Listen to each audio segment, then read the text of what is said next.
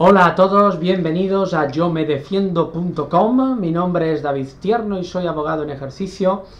Y hoy vamos a abordar pues esta última entrega de post dedicada a las leyes y las normas. Y como ya dijimos en posts anteriores, vamos a hablar también de un tema muy importante que todos deberíamos de conocer, aunque tan solo sea de manera general, porque nos afecta a nuestra vida. Y esto no es otra cosa que lo que podríamos denominar fuentes indirectas o complementarias de las normas y de las leyes, por entendernos. Estamos hablando de la jurisprudencia y de la doctrina. ¿Por qué? Pues porque nuestro ordenamiento jurídico contempla que las leyes, tanto para interpretarlas como para aplicarlas, deben de ser complementadas con la jurisprudencia y con la doctrina científica. ¿Pero qué es la jurisprudencia y qué es la doctrina científica? Bueno, en primer lugar, hemos de explicar y hemos de decir que cuando hablamos de jurisprudencia no estamos hablando de lo mismo que entendería una persona anglosajona. ¿Por qué? Porque para los anglosajones, es decir, para los estadounidenses, para los ingleses en sentido amplio, ¿no? Reino Unido, pero también para otras personas que viven en Sudáfrica, en definitiva, que se rigen por un sistema legal que es el conocido como el sistema de derecho común o common law. Para ellos la jurisprudencia no es lo mismo que para nosotros. Para ellos la jurisprudencia es una fuente del derecho. ¿Qué quiere decir esto?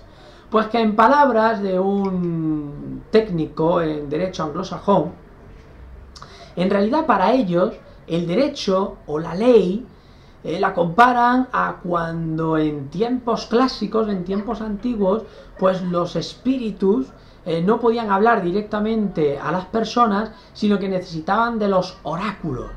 Pues de la misma manera ellos entienden que la ley y la equidad son como un espíritu que no se revela de manera directa, sino que necesitan al oráculo o su portavoz, que es el juez.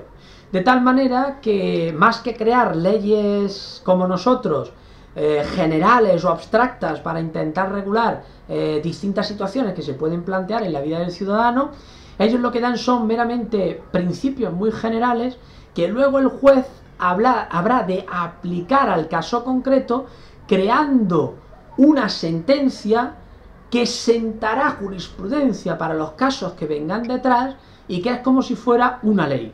Y de ahí que en las películas oigamos decir que no existe jurisprudencia sobre esto, o ya hubo un caso, el Estado contra Roth de 1938, y ahora el juez pues aplica directamente lo que el Estado contra Roth de 1938 dictó el juez de turno de aquella época.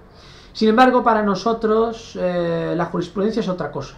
La jurisprudencia no es sino el conjunto de sentencias o resoluciones que dictan los órganos jurisdiccionales. Dicho de otra manera, en sentido técnico, es decir, en sentido riguroso, jurisprudencia es cuando el Tribunal Supremo, el Tribunal Constitucional o los Tribunales Superiores de Justicia de las comunidades autónomas dictan dos o más sentencias sobre un asunto resolviendo en un sentido muy concreto.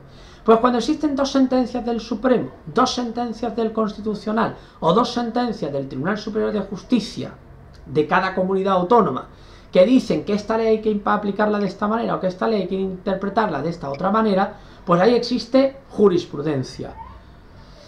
Ahora bien, en la práctica se ha ampliado mucho más ese sentido, quizá integrándolo con otro que es el principio de jerarquía.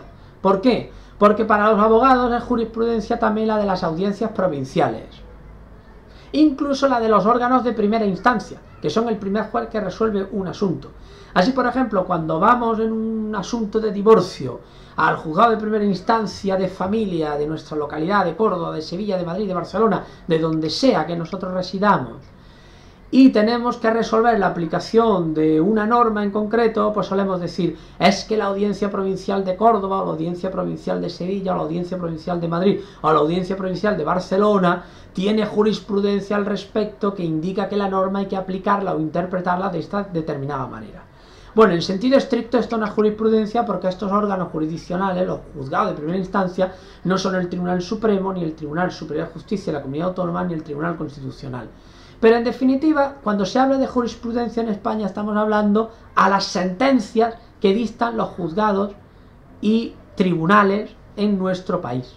Ahora bien, a diferencia de lo que ocurre en el common law, en el derecho común anglosajón, en el que la jurisprudencia es la última palabra, en el caso del derecho continental, como es el caso de España, la jurisprudencia es solamente un complemento, es un elemento más a tener en cuenta por el juez, que siempre tendrá en cuenta, porque claro, pensemos, si yo soy juez de primera instancia y mi sentencia se puede recurrir en apelación ante la audiencia provincial, pues si la audiencia provincial entiende que esto es de color blanco, ¿para qué voy a decir yo que es negro si me lo van a recurrir en apelación y la audiencia provincial me va a modificar la sentencia, cosa que por otra parte a ningún juez le gusta, y va a decir que eso es blanco?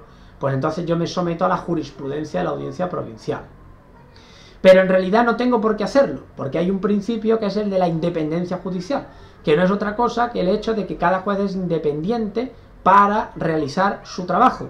Por lo tanto, yo puedo arriesgarme a dictar una sentencia interpretando de otra manera, y arriesgarme, digo, porque en apelación, en recurso de apelación ante la audiencia provincial, me podrán modificar o rectificar la sentencia o no.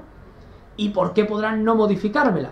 Porque si yo razono mi sentencia de tal forma y manera que hago entender a todos que es que la interpretación más correcta es la que yo estoy dando, pues la audiencia provincial no solamente puede aceptar mi sentencia que he dictado, sino que además puede incluso modificar su jurisprudencia para a partir de ese momento. Pero como vemos, la jurisprudencia en España es un elemento complementario, no es un elemento decisivo. Así, cuando vamos a un juicio de cualquier naturaleza, vemos que cuando los abogados al final están dando sus informes, o están redactando una demanda, o están contestando a la demanda, pues suelen tener un apartado jurisprudencia. Por sentencia del Tribunal Supremo de 3 de octubre de 2005, nos dice que, y ahora intentan basar su interpretación de la norma y del hecho que se le ha presentado al juzgado o tribunal con lo que entienden que el Tribunal Supremo pues ha dicho en otras ocasiones, o la Audiencia Provincial o el Tribunal Superior de Justicia, o lo que corresponda. Pero será el juez el que tenga la última palabra sin tener que someterse a esa jurisprudencia. Por lo tanto, es algo complementario, nunca es algo decisivo. Y en segundo lugar decíamos que también se complementaba con la doctrina científica. ¿Y qué es la doctrina científica? Pues la doctrina científica no es otra cosa que los comentarios, los análisis, los estudios que hacen expertos en la materia, en esa rama del derecho, en ese problema concreto, por ejemplo, del derecho mercantil o del derecho concursal, pues un experto, un profesor, un catedrático que hace un estudio o que realiza o que escribe un artículo en una revista o que escribe un libro y da su opinión, y claro, como estas personas son expertas, pues entonces también se suelen citar para que se tenga en cuenta, ya que en caso de duda, puesto que es una persona muy experta, su opinión puede influir de manera decisiva o no en la persona en que tiene que tomar la decisión. Ahora bien, esta, al igual que ocurría como en el caso de la jurisprudencia, es una fuente absolutamente complementaria, pero es aún más complementaria que la jurisprudencia, pues por experiencia puedo decir que la doctrina se tiene algo menos en cuenta que la jurisprudencia, porque si bien es cierto que quien causa la jurisprudencia, ya sea una audiencia provincial, un Tribunal Superior de Justicia de la Comunidad Autónoma, el Tribunal Supremo o el Tribunal Constitucional, estos pueden revocar la sentencia del juez, el experto que ha escrito ese artículo, ese ensayo, ese libro, no tiene autoridad ninguna para revocar la sentencia. Por lo tanto, el juez solamente lo tiene en cuenta cuando realmente considera que la opinión que está vertiendo ese experto es digna de tomarse en consideración. Así pues vemos que cuando tenemos que resolver un problema y tenemos que acudir ante un juez, ante un magistrado, un juzgado, un tribunal, pues cuando planteamos nuestro caso tenemos que enfocarnos a 3 vías para argumentar nuestra defensa. En primer lugar, lo que dice la ley. Ley en sentido amplio, no en sentido estricto. Es decir, lo que dice la ley, lo que dice la norma, ya sea una ley, ya sea un reglamento o lo que sea. En primer lugar, lo que dice la ley, esto es lo más importante. En segundo lugar, de qué manera la jurisprudencia apoya la interpretación y la aplicación que estoy haciendo de esa ley a mi caso concreto y particular. Y en tercer lugar, si hay doctrina científica, si hay expertos en esa materia que también están de acuerdo con que la interpretación y la aplicación que tengo que realizar de la ley es la que yo estoy realizando. Así, cuando aunamos esos tres preceptos, conseguimos tener bien armado el armazón de nuestra demanda, aunque realmente esta es solamente una pata, pues la otra gran pata que debe sustentar el armazón o la estructura de nuestro pleito es la prueba, a la cual le dedicaremos una serie de posts más adelante.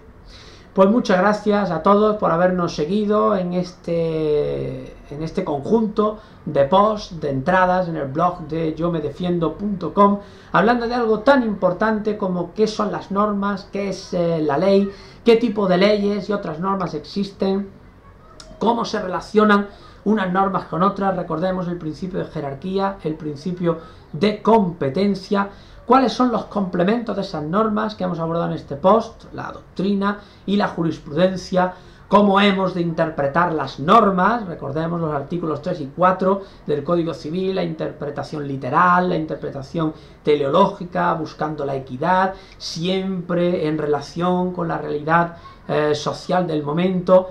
Y cuando hablábamos de la aplicación analógica de las normas, que es un gran instrumento para encontrar soluciones donde en principio no las hay. Para otro post dejaremos también cómo localizar las normas y cómo localizar jurisprudencia, pero eso, como decimos, será más adelante, porque quizá haya otras cosas que requieran nuestra atención antes. Muchas gracias por vuestra atención y os invitamos a que nos sigáis siguiendo en yomedefiendo.com.